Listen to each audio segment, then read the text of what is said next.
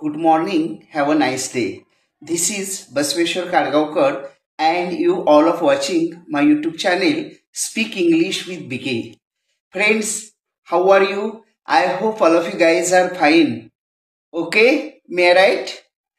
Then welcome back to my channel Speak English with BK. Friends, today we are going to discussing very interesting and spiritual topic, that is what is meditation. And today's video is going to very interesting and significant. That's why don't skip the video and watch full video. Okay, then let's start. What is meditation? तर मित्रांनो, आजच्या video लेक्चरमध्ये आपण meditation म्हणजे काय याविषयी सविस्तर जाणून घेणार आहोत. व्हिडिओ अतिशय खास होणार आहे, तेव्हा प्लीज व्हिडिओला कुठेही स्किप करू नका. आणि आपण जर माझ्या चॅनेलवर नवीन असाल तर चॅनेलला सबस्क्राइब करा. धन्यवाद. आजच्या व्हिडिओ लेक्चरची सुरुवात देवादिदेव या त्रिखंडाचे स्वामी महादेवजी आणि बुद्धिदाता गणेशजी यांना वंदन करून आपण करणार आहोत. ओम गगणपते नमः. ओम नमः शिवाय. तर मित्रांनो, बुद्धिदाता गणेशजी, सुखकर्ता दुःख हरता, विघ्न जो विघ्न विनाशक म्हणजे विघ्नांचा नाश करणारा, पार्वती नंदन पार्वतीचा पुत्र असणारा गणेशजी आणि या त्रिखंडाचे स्वामी सर्वेसर्वा आपल्या देवांचीही देव असे महादेव यांना त्रिवार वंदन करून आणि त्यांचा आशीर्वाद घेऊन आपण आजचा व्हिडिओ सुरू करत आहोत. तर आजच्या व्हिडिओ लेक्चरचा विषय आहे मेडिटेशन म्हणजे काय. What is meditation? तर मेडिटेशन म्हणजे काय? What is meditation? Meditation means it's the psychological exercise of mind and body relaxation. Meditation means it's a psychological exercise of mind and body relaxation. म्हणजे meditation म्हणजे काय? तर हा एक सायकोलॉजिकल व्यायाम आहे. कशाचा? तर माइंड म्हणजे मनाचा आणि बॉडी म्हणजे शरीराचा. मन आणि शरीरासाठी, मन शांत होण्यासाठी आणि शरीर रिलॅक्स होण्यासाठी जो केलेला व्यायाम असतो त्याला मेडिटेशन असे म्हणतात. इट्स ऑल्सो कॉल्ड ॲज ध्यान. यालाच ध्यान पण म्हणतात. आपण म्हणतो बघा ध्यान लावून बसणे, तर that is also called as meditation. And meditation means this is also called as meditation, also called as the process of body energy is connection to universal energy. म्हणजेच it's a process of the connection in between body energy and universal energy. म्हणजेच आपल्या शरीराची ऊर्जा आणि या विश्वाची ब्रह्मांडाची ऊर्जा या दोघांचं मिलन किंवा कनेक्शन करण्याची जी प्रक्रिया आहे याला मेडिटेशन किंवा ध्यान असे म्हणतात. ओके, तर ध्यान म्हणजे काय? तर आपल्या शरीराच्या ऊर्जेचा संपर्क या वैश्विक ऊर्जेशी आणून आपलं मन आणि शरीर याला रिलॅक्स करण्याची जी प्रक्रिया आहे त्याला मेडिटेशन असे म्हणतात. तर हे मेडिटेशन कसं करायचं किंवा हे मेडिटेशन पहिले आपले ऋषी मुनी जे होते बघा, मोठमोठे ऋषी संत मुनी हे ध्यानधारणा करत बसायचे किंवा मेडिटेशन करत बसायचे. ध्यानधारणा म्हणजेच मेडिटेशन. किंवा गौतम बुद्ध यांनी सुद्धा तपश्चर्या 12 वर्ष तपश्चर्या केली आणि मग त्यांना बुद्ध म्हणजे त्यांना तिसरा त्यांचा डोळा उघडला आणि त्यांनी मग पुन्हा नंतर आत्मज्ञान प्राप्तीनंतर पंचशील त्यांना जो म्हणजे धर्म, दया, करुणा, शांती, प्रेम हे जे 5 गुण आहेत तर ते त्याचं आचरण करणारा बौद्ध धर्म स्थापन केलेला आहे त्यांचा तिसरा नेत्र उघडल्यावर. तर कशामुळं? तर मेडिटेशन केल्यामुळं त्यांना परमात्म्याची प्राप्ती किंवा विश्वाची ताकद, विश्वामध्ये ब्रह्मांडामध्ये जे ज्ञान आहे ते त्यांच्या मध्ये शिरलेलं आहे. मग आपण सुद्धा आपल्याला दररोज दैनंदिन जीवन जगत असताना ह्या संसारिक अनेक यातना, कटकटी, टेन्शन किंवा निगेटिव्हनेस असं कुणाच तरी बोललं तर सुद्धा मन आपलं निगेटिव्ह होतं, कुणाचं बोलणं ऐकून सुद्धा. तर हे सगळं कमी करण्यासाठी आणि मन प्रफुल्लित, शरीर ताजतवान, फ्रेश होण्यासाठी, मन फ्रेश होण्यासाठी दररोज आपण किमान 10 मिनिटे तरी मेडिटेशन किंवा ध्यानधारणा केली पाहिजे. मेडिटेशन करणं म्हणजे काय? शांतपणाने मांडी घालायची अशी आणि हे तर्जनी आणि अंगठा, हे पहा, तर्जनी आणि अंगठा असं दोन एकमेकाला पकडून या अवस्थेत बसायचं. आणि आपल्याला जे इष्ट देवता जे असेल, कुणाची शिव असेल, शिवावर माझी महादेवावर श्रद्धा असेल, कुणाची रामावर असेल, तर त्यांच्या नामाचा जप करायचा. किंवा आपण जप जरी नाही केला तर नुसतं आपण आपला जो श्वासोच्छ्वास आहे त्याच्यावर लक्ष केंद्रित करायचं. म्हणजे श्वास वरी घेताना, खाली घेताना इकडं आपलं लक्ष, म्हणजे हे जो इथला हा भाग आहे तो पूर्णतः त्याच्यावर केंद्रित करायचा आहे. आणि या प्रक्रियेलाच काय म्हणतात? मेडिटेशन म्हणतात. दररोज किमान 10 मिनिटे तरी. मग नंतर आपण स्टेप बाय स्टेप टाइम वाढवून मेडिटेशनचा टाइम वाढवू शकतो. या मेडिटेशन केल्यामुळं काय होतं? आपलं मन, शरीर रिलॅक्स होतं. म्हणजे शरीराला आलेला ताण, थकवा दूर होतो आणि मनाला सुद्धा जे टेन्शन आलेलं आहे, भीती आहे, दडपण आहे, नैराश्य आहे, ते सगळं निघून जातं आणि आपलं मन ताजेतवानं होतं. ज्यामुळं आपल्याला पुन्हा आणखी एनर्जी येते की ज्यामुळं आपलं दुसऱ्या दिवशी पुन्हा आपण उत्साहात काम करू शकतो. जर आपण तेच टेन्शन घेऊन बसलो तर ते टेन्शनमध्ये वाढ होईल आणि आपला दुसरा दिवस सुद्धा बेकार जाणार, नाही का? म्हणून आलेलं टेन्शन त्या वेळेला घालवलं पाहिजे. टेन्शन म्हणजे ताण. ताण कशामुळे होतो? मनाविरुद्ध काही घटना घडतात आपल्या. म्हणजे आता आपण ठरवतो एकूण दुसरंच काहीतरी होतं, किंवा असं कोणीतरी जीवाला लागलं असं बोलतं की ज्यामुळे आपण मला असं का म्हणले असतील, मला असं का बोलले, मला असं का बोलले म्हणून जुळत राहतो. तर असं नाही जुळलं पाहिजे. आणि कुणाला किती महत्व द्यायचं हे पण आपण ठरवलं पाहिजे. प्रत्येकाची जर गोष्ट आपण लक्षात घेतली तर टेन्शन खूप वाढत जाणार आणि आपल्या मग छोट्या मेंदूला ते काम मोठं होणार. म्हणून प्रत्येकाचं टेन्शन नाही लेणे का, स्टाईल में जीने का, म्हणजे आनंदात राहण्याचा प्रयत्न करायचा. टेन्शन नाही लेणे का, ठीक आहे? तर त्यालाच मेडिटेशन किंवा ध्यानधारणा असे म्हणतात. तर हे मेडिटेशन केल्यामुळे काय काय फायदे होतात बघा. आपल्या शरीराला आलेली जी मरगळ आहे, थकवा आहे, आळस आहे, ते निघून जाते. किंवा आपल्याला जर निद्रानाश म्हणजे झोप आपली पुरेशी होत नसेल, झोप लागत नसेल, तर शांत गाढ मस्त झोप लागते मेडिटेशन केल्यामुळं. पुन्हा आपल्याला मानसिक म्हणजे डोक्यात अनेक विचार येतात, विचारच जात नाहीत डोक्यातले आपण म्हणतो कधी कधी, तर ते विचार निघून जातात आणि आपलं मन शांत, बुद्धी शांत, एकदम असं प्रसन्न वाटायला लागतं. म्हणजे मानसिक शांती मिळते, मनशांती मिळते, थकवा दूर होतो.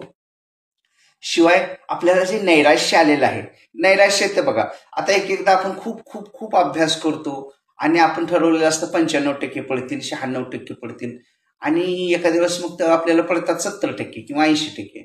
मग त्यावेळेला आपल्याला नैराश्य होते, मी इतका अभ्यास केला आणि असं कसं झालं. पण ही लढाई आपली शेवटची नसते. आपण आणखी पुन्हा लढायचं असतं. कारण अगदी फेल जरी झालं तर जीवन तिथं संपलंय का? नाही. पुन्हा आपण परीक्षा द्यायची. आपण परीक्षेसाठी आहोत का परीक्षेसाठी आपल्यासाठी आहे हे आपण आधी ठरवायचं.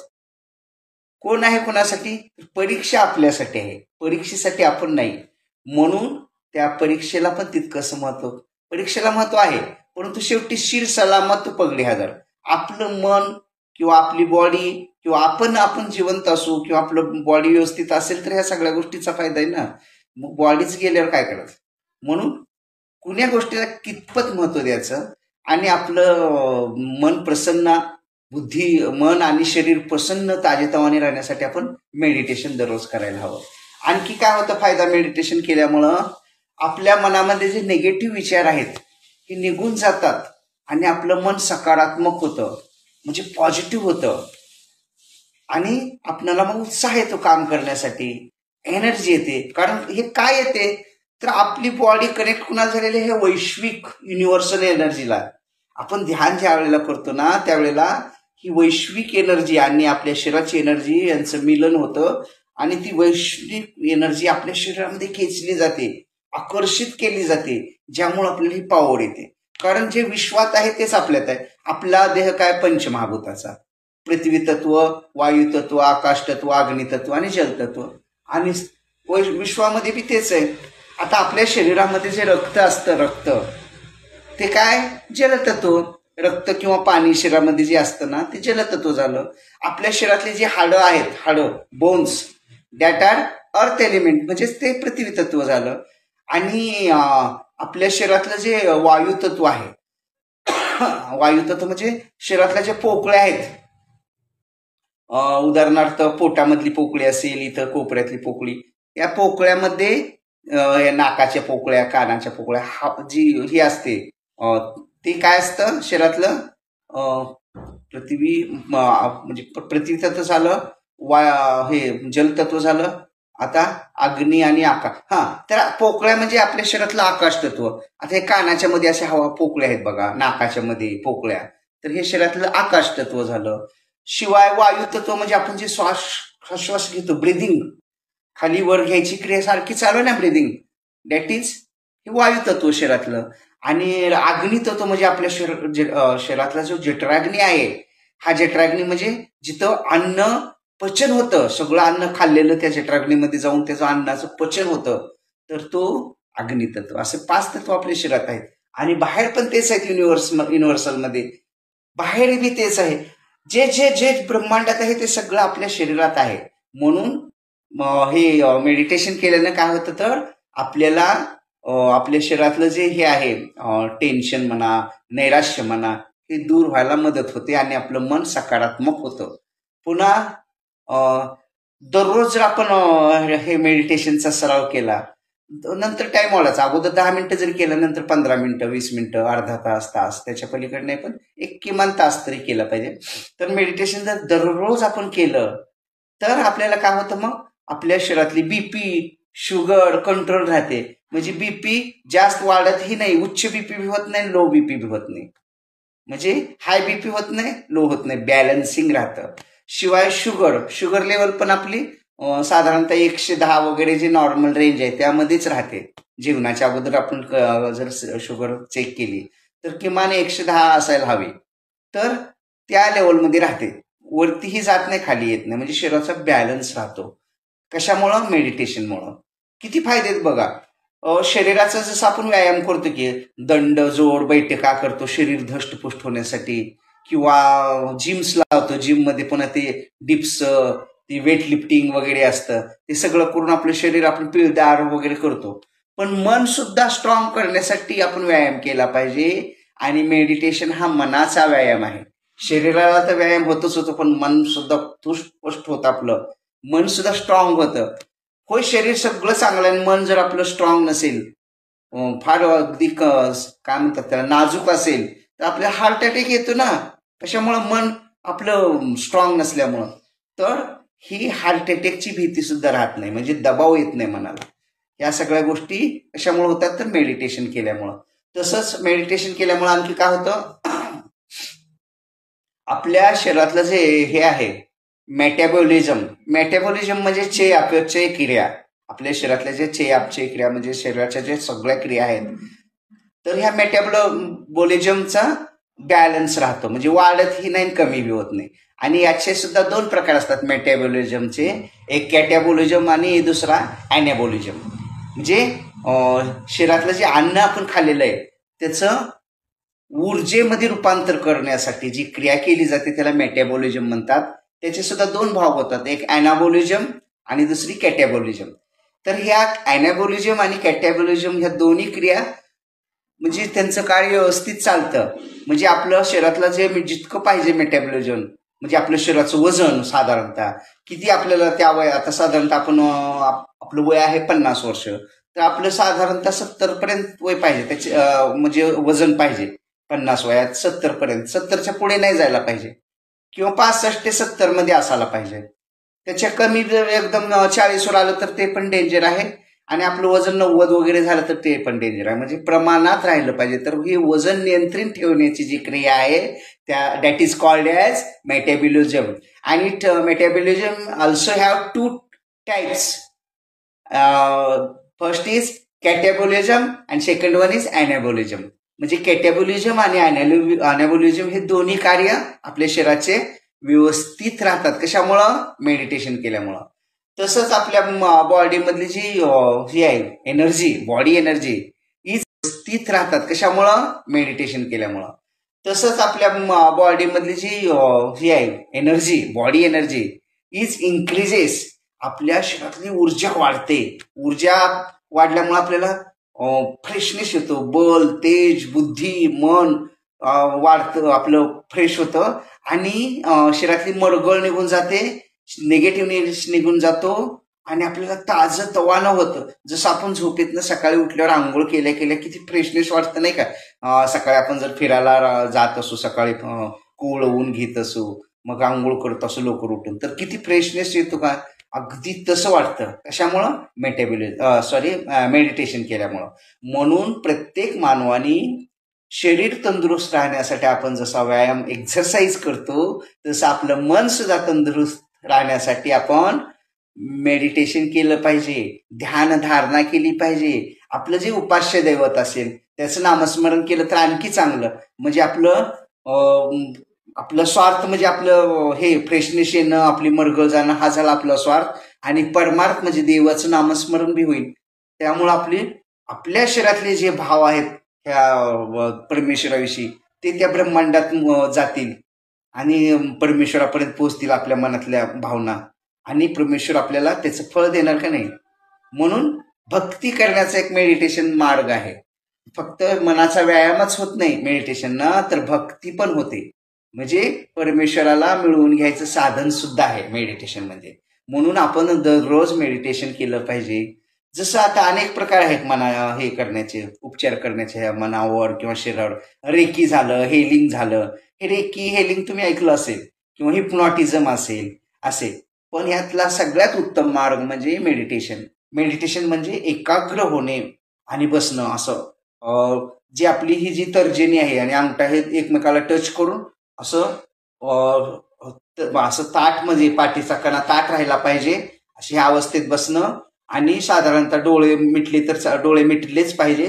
आणि आपलं लक्ष हा जो बिंदू आहे दोन भुवईच्या मधला, तिथं लक्ष केंद्रित करायचं. म्हणजे तिथं थर्ड आय असतो आपला, तिसरा डोळा, आणि तिथं लक्ष केंद्रित करून आपण ओम नमः शिवाय, ओम नमः शिवाय या मंत्राचा, किंवा तुमचं जो काय मंत्र असं, रामकृष्ण हरी, पांडुरंग हरी, किंवा श्रीराम, किंवा आपल्याला ओम गणपती नमः, ज्या देवावर श्रद्धा आहे तो म्हणा. आणि हेही करणं होत नसेल एक्सक्यूज मी, जर आपल्याला हेही करणं होत नसेल तर आपण तर्जनी आणि असं धरून ह्या पोझिशन मध्ये बसायचं, अंगठा आणि तर्जनी जुळवून. आणि आपण आपला श्वास जो आहे, म्हणजे डोळे बंद करा, आपलं लक्ष इथं थर्ड आयवर, इथं दोन भोईच्या मध्ये करायचं. आणि श्वास वरी घेताना आणि खाली घेताना तिथं लक्ष केंद्रित करायचं.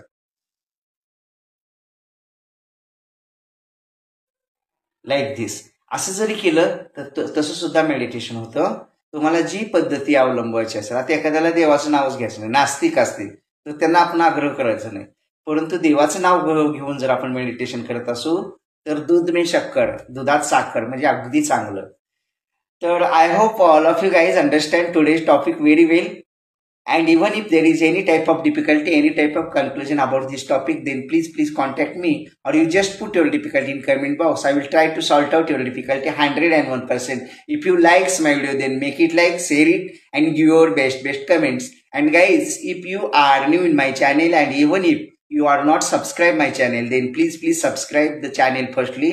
You have red color subscribe button, you just press that button and subscribe the channel. Beside the subscribe button, you will get a bell icon. You just press that bell icon. Then you have 4 options. Out of these 4 options, you can select option number 1, that is all option. Then you will get daily updates and notifications of my channel Speak English with BK. If you likes my video, then make it like, share it, and give your best comments. Thank you. Thanks a lot. Have a nice day. Keep smiling forever. Jai Shambho, Jai Shiva.